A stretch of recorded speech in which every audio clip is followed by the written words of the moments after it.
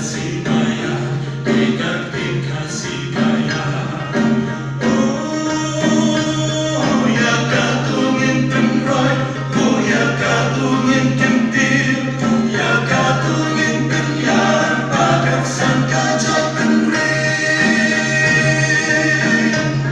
Ngaduk nanong kendong, syadu syadi syasudong, tungin ya letan nang kentil datin kasih lajong, tungin ya letan nang kentil datin kasih lajong.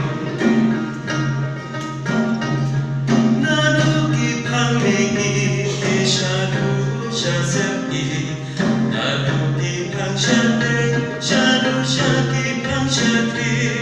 Matahari apel agak keren kakana, ilong syitali mengubat kasih kara, dan hakawe kaktir ia keren bangsa-bangsa, datang kawe kaktir, kaktir kasih bayar, kaktir kasih bayar.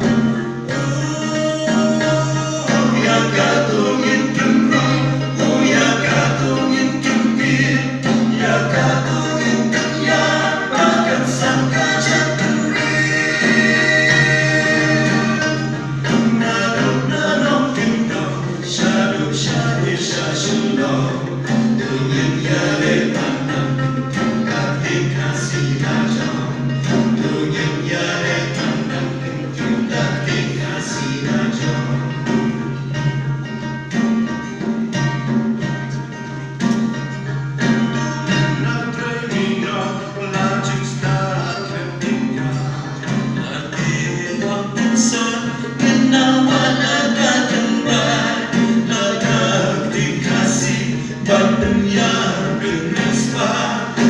Say la kiti, ngin noken hakashta, nakari kanang kiru, kanang sangawe lata, kaminda inyoko, bajak enril kan pernah, bajak enril kan pernah.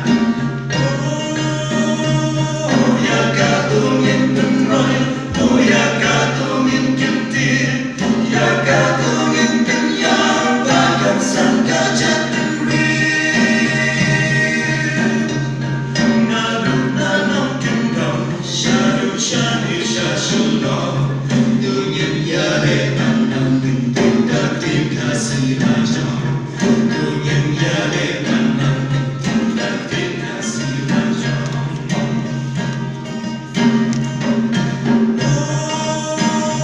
Oh ya katungin penroy, oh ya katungin kentir, ya katungin kenyar, bagat sangka jatuh ring. Naduk nanong kendong, syadu syadi syasudong, tungin ya